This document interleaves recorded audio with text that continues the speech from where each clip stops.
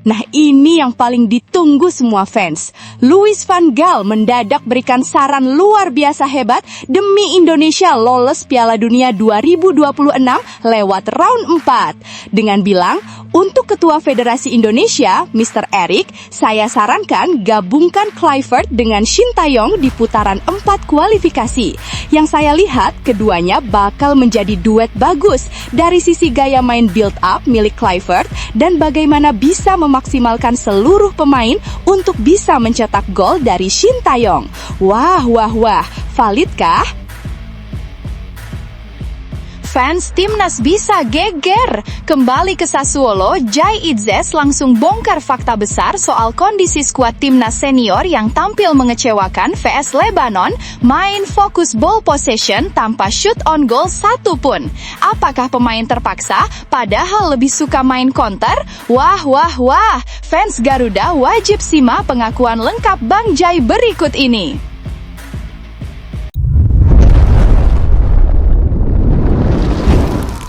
Sebelumnya mohon subscribe channel ini dulu supaya nggak ketinggalan berita terupdate Timnas Indonesia.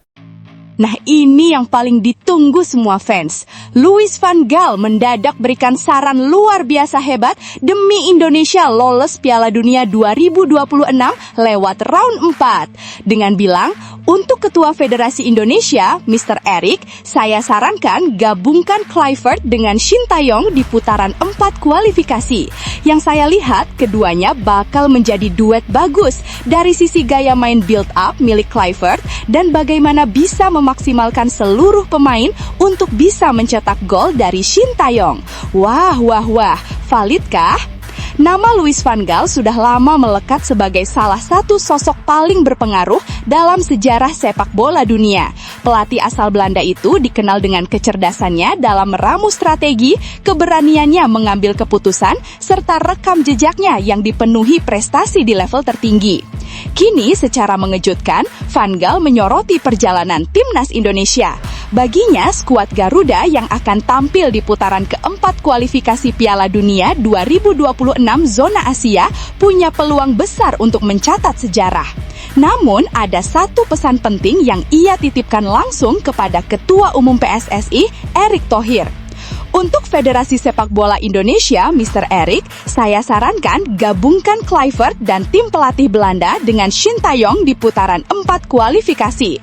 Yang saya lihat, keduanya bakal menjadi duet bagus dari sisi gaya main build-up milik Kluivert dan bagaimana bisa memaksimalkan seluruh pemain untuk bisa mencetak gol dari Sintayong, ucap Van Gaal dengan penuh keyakinan.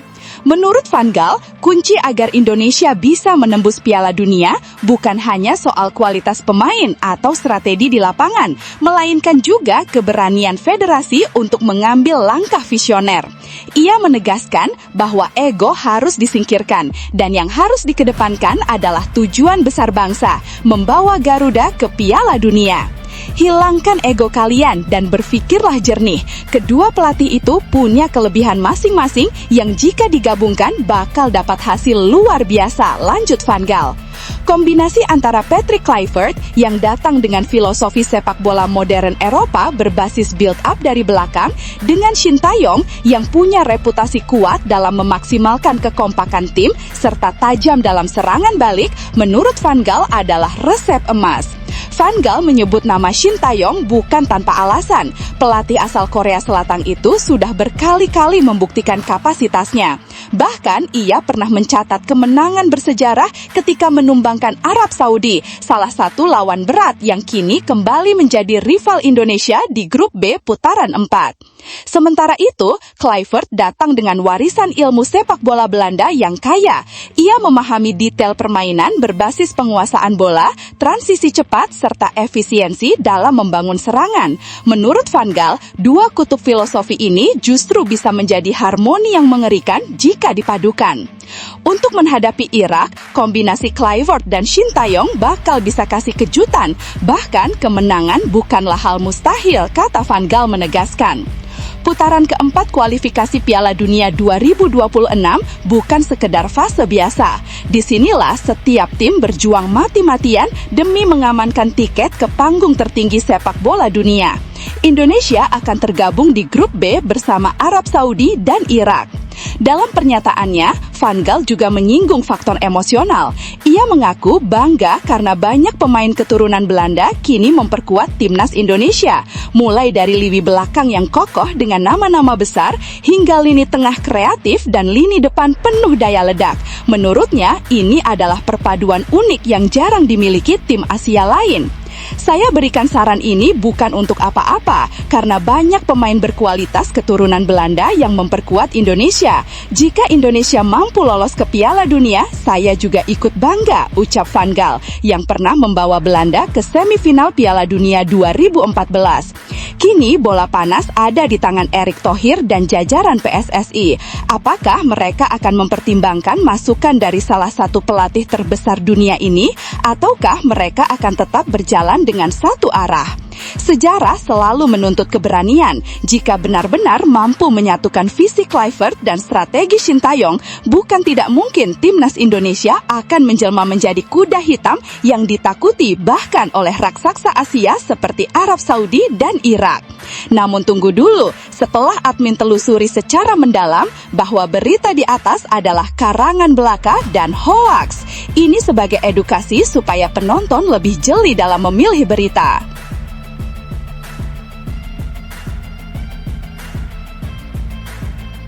Fans timnas bisa geger. Kembali ke Sassuolo, Jai Itzes langsung bongkar fakta besar soal kondisi skuad timnas senior yang tampil mengecewakan vs Lebanon, main fokus ball possession tanpa shoot on goal satu pun. Apakah pemain terpaksa, padahal lebih suka main counter? Wah, fans Garuda wajib simak pengakuan lengkap Bang Jai berikut ini. Kapten Timnas Indonesia Jai Itzes menyampaikan pesan penuh makna untuk rekan-rekan setimnya jelang putaran 4 kualifikasi Piala Dunia 2026 zona Asia. Tidak hanya berbicara soal persiapan tim, Jai juga menunjukkan sisi humanisnya dengan menyampaikan doa tulus bagi salah satu supporter Garuda yang meninggal dunia di laga FIFA Matchday September 2025. Skuad Garuda asuhan Patrick Kluivert baru saja melewati rangkaian 2 laga uji coba yang sangat penting di FIFA Matchday September 2025. Hasilnya cukup memuaskan karena timnas Indonesia berhasil menjaga tren tak terkalahkan. Pada laga pertama 5 September 2025, Indonesia tampil menggila dengan pesta gol 6-0 atas Taiwan di Stadion Gelora Bung Tomo, Surabaya. Hanya berselang 3 hari masih di stadion yang sama, timnas Lebanon menjadi lawan berikutnya. Meski mendominasi jalannya laga, Indonesia harus puas berbagi angka setelah duel berakhir imbang 0-0 pada 8 September. 2 laga ini tidak hanya menjadi catatan statistik, tetapi juga bagian krusial dalam memantapkan strategi, menguji mental, serta memperkuat chemistry antar pemain sebelum menghadapi tantangan yang sesungguhnya di kualifikasi.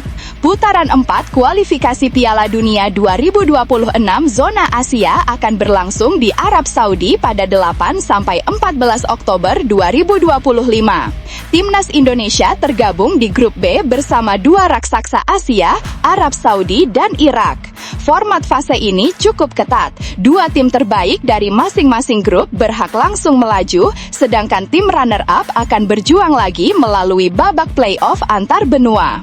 Artinya, setiap laga di putaran 4 akan menjadi taruhan besar bagi masa depan sepak bola di level dunia. Sebagai kapten sekaligus pemain yang kini membela klub Serie A Italia Sassuolo, Jai Itzes tahu betul bagaimana pentingnya menjaga mental dan fokus tim. Melalui unggahan di akun Instagram pribadinya, Jai menegaskan bahwa persiapan timnas sudah tuntas dan kini saatnya mengalihkan energi penuh ke pertandingan-pertandingan krusial bulan depan. Persiapan sudah selesai, pikiran sudah terkunci. Saatnya bangkit untuk laga sesungguhnya bulan depan, tulis Jai dengan penuh semangat. Pesan singkat ini syarat makna. Ia mengajak rekan-rekan setimnya untuk tidak hanya percaya pada kemampuan diri, tetapi juga menjaga mentalitas juang Garuda agar tetap menyala. Di balik semangat tinggi menyongsong laga internasional, Jai Itzes juga menunjukkan sisi empati dan kepeduliannya. Ia tak lupa menyampaikan belasungkawa atas wafatnya seorang supporter setia, Jalu Ariel Fristianto, yang meninggal dunia karena penurunan kondisi kesehatan ketika hendak menyaksikan langsung laga timnas melawan Lebanon. Dengan penuh hormat, Jai menuliskan doa. Beristirahatlah dalam damai untuk supporter yang gugur di pertandingan terakhir, doa kami untuk keluarganya, ucap sang kapten. Kalimat sederhana ini menjadi pengingat bahwa sepak bola bukan hanya tentang menang atau kalah di lapangan, melainkan juga tentang cinta, pengorbanan, dan ikatan emosional antara pemain serta pendukungnya. Kini semua mata tertuju pada perjuangan timnas Indonesia di Arab Saudi. Dengan modal tak terkalahkan di FIFA Matchday, chemistry tim yang semakin padu, serta dukungan supporter yang selalu setia, Garuda dipercaya mampu memberikan kejutan besar di fase ini. Bagaimana menurut kalian para pendukung setia Garuda? Apakah semangat dan pesan Jai Itzes ini bisa menjadi suntikan motivasi agar timnas tampil maksimal melawan Arab Saudi dan Irak? Atau menurut kalian apa yang harus lebih ditingkatkan agar Garuda bisa melangkah lebih jauh menuju Piala Dunia 2026?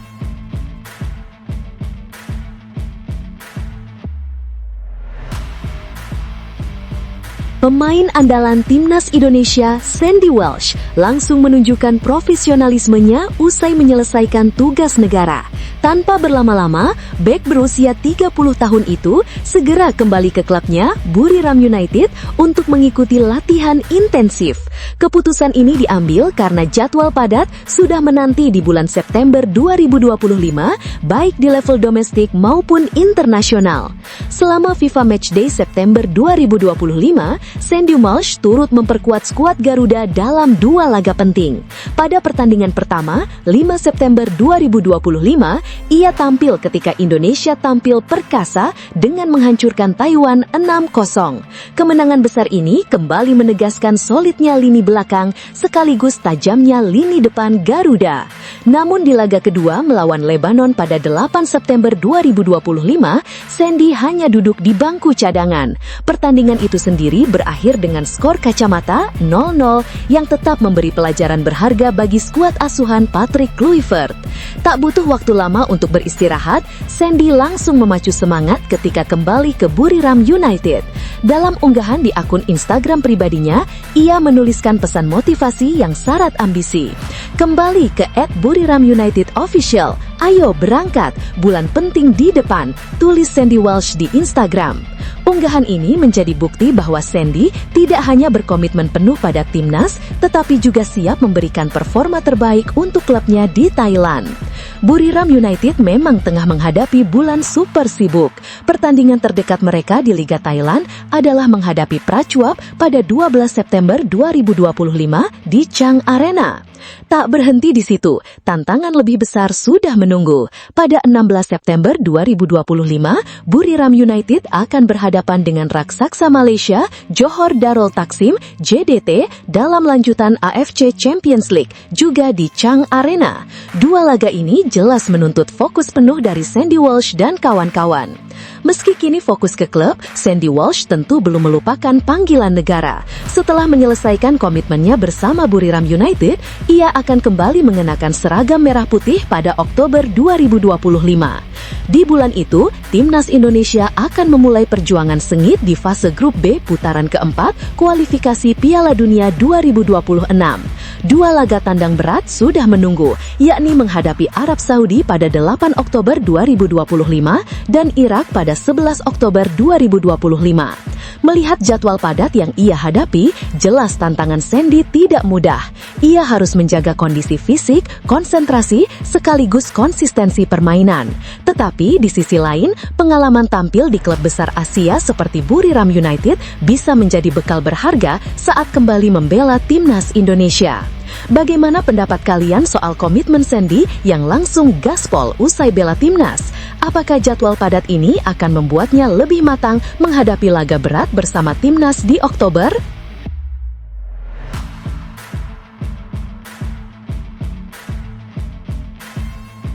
Gelandang timnas Indonesia sekaligus pilar Persib Bandung, Mark Klok, membuat pengakuan mengejutkan yang sekaligus penuh inspirasi. Jika sebelumnya ia tidak pernah memasukkan Piala Dunia sebagai salah satu ambisi dalam perjalanan karir sepak bolanya, kini situasi itu berubah drastis.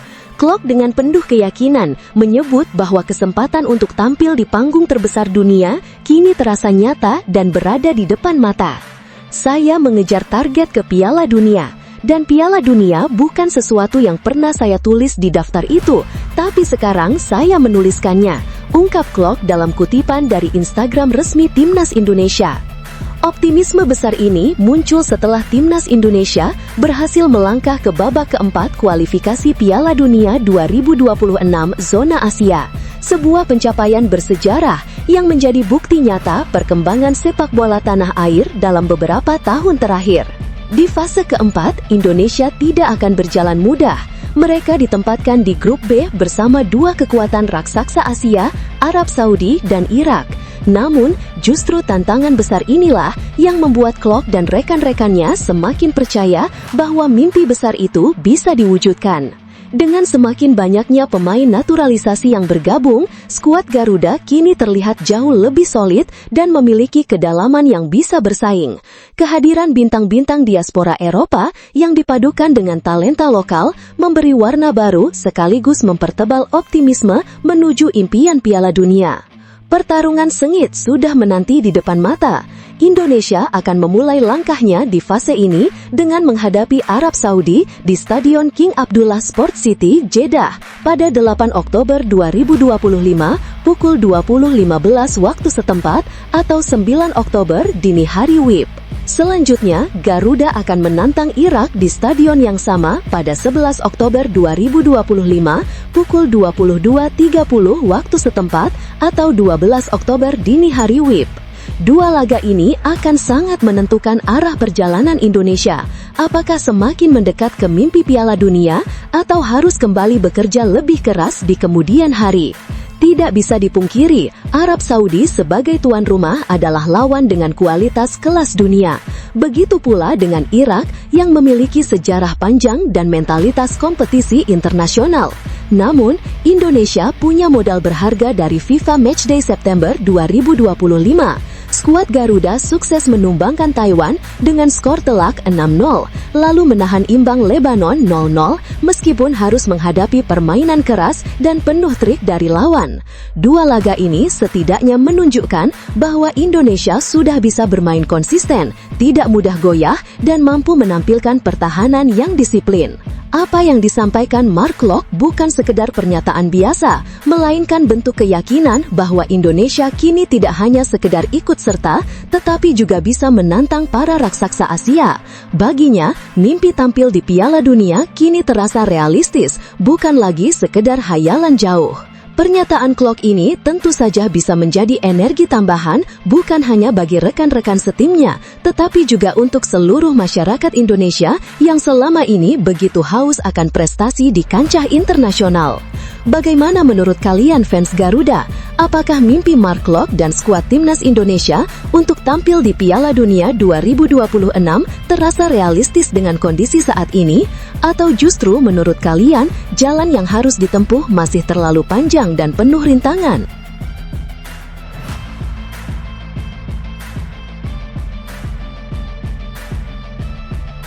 Kabar menggembirakan datang dari Slovakia.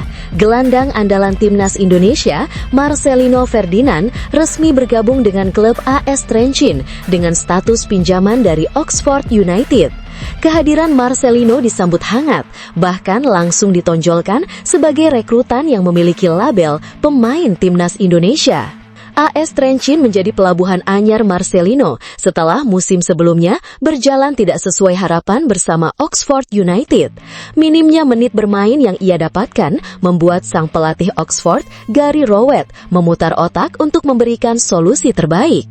Sepanjang musim lalu, Marcelino hanya mendapat kesempatan tampil 2 kali. Jelas, jumlah itu jauh dari cukup bagi pemain sekelas dirinya yang sudah menjadi bagian penting timnas Indonesia.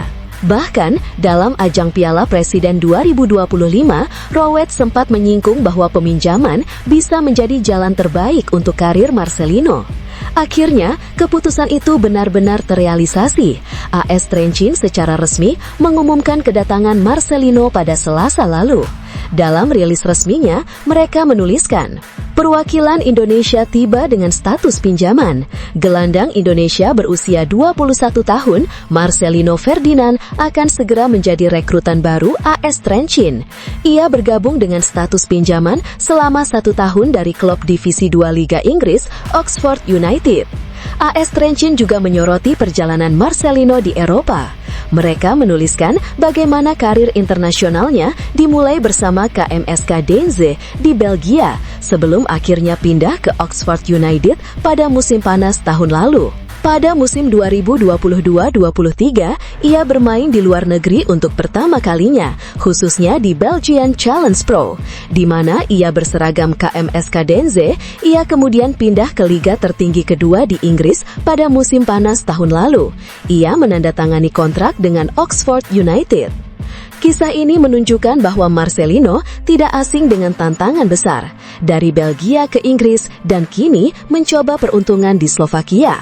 Semua itu menjadi perjalanan panjang yang membuktikan keuletan dan tekad kuatnya. Bukan hanya kiprah di klub yang menjadi sorotan, AS Trencin juga menuliskan catatan prestasi Marcelino bersama timnas Indonesia. Marcelino telah meninggalkan jejak yang kuat di timnas Indonesia. Ia telah 56 kali tampil dan mencetak 18 gol untuk timnas nasional. Debutnya dimulai pada tahun 2022 menjadi pemain Indonesia termuda yang bermain untuk timnas senior. Catatan luar biasa ini membuat status Marcelino berbeda dari pemain asing lainnya. AS Trencin melihatnya bukan hanya sebagai pemain pinjaman, tetapi juga sebagai figur penting dengan pengalaman internasional. Tak kalah menarik, klub Slovakia itu menyoroti bagaimana antusiasnya Marcelino saat bergabung. Sang pemain tak menyembunyikan antusiasmenya atas kedatangannya di Slovakia. Meskipun ia belum pernah mencicipi Liga Slovakia, liga di sini bukanlah hal yang asing baginya. AS Trencin mengharapkan Ferdinand berkontribusi, terutama di lini serang. Ferdinand yakin akan kemampuannya akan membawa kualitasnya ke tim asuhan Ivan Galat. Pernyataan ini menunjukkan keyakinan besar bahwa Marcelino bisa segera beradaptasi dan memberi warna baru bagi permainan AS Trencin, khususnya di lini tengah dan serangan. Dengan statusnya sebagai bintang muda Indonesia, peminjaman ini bisa menjadi momentum penting. Slovakia mungkin bukan liga yang sebesar Inggris atau Belgia, tetapi bisa jadi tempat yang tepat untuk membangun kepercayaan diri, mendapatkan menit bermain lebih banyak, serta membuktikan kualitasnya di Eropa. Bagaimana pendapat kalian soal langkah Marcelino pindah ke AS Trencin? Apakah ini jadi peluang emas untuk karirnya bersinar lagi di Eropa? Atau justru sebaiknya, ia tetap berjuang di Inggris bersama Oxford United?